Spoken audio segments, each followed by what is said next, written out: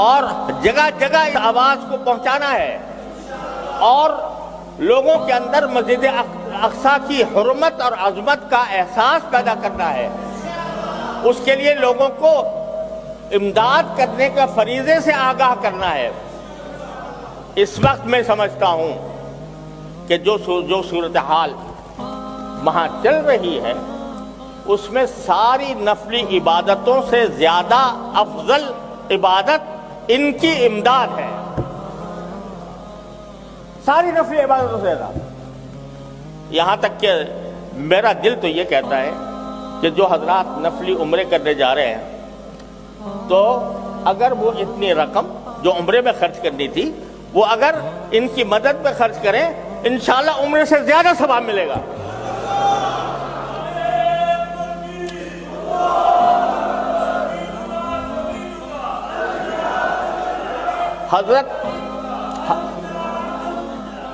حضرت عبداللہ ابن مبارک رحمۃ اللہ علیہ جیسا عظیم محدث، مفسر اور اتنے بڑے امام ہر سال حج کیا کرتے تھے، لیکن ایک مرتبہ حج کو جا رہے تھے تو راستے میں دیکھا کہ ایک بچہ وہ کوڑے دان سے ایک مری ہوئی مرغی اٹھا کے لے جا رہے ہیں۔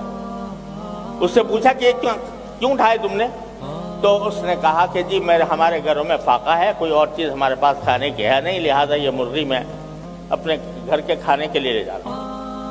حضرت عبداللہ بن مبارک نے فرمایا کہ سارا حج منسوخ، پورا قافلہ جو جا رہا تھا اس قافلے کو انہوں نے کہا کہ اب قافلہ حج کے لیے نہیں جائے گا، جتنا خرچہ ہم حج پر کرتے وہ آج ان بستی کے غریب لوگوں کی مدد کریں گے۔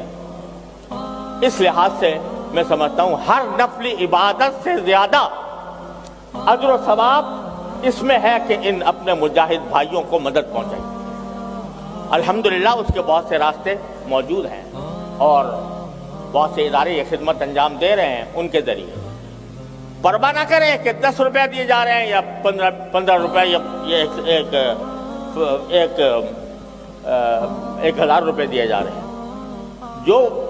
جو پیسہ کم، جتنا بھی کم ہو لیکن اللہ کی رضا کے لیے دیا جائے وہ ہزاروں لاکھوں سے زیادہ بہتر ہے، لہذا کوئی فرد اس میں پیچھے نہ رہے اور سب امداد کرے اور اپنے مقتدیوں سے، اپنے علاقے کے لوگوں سے، ان سے کہیں کہ وہ اس میں حصہ لیں۔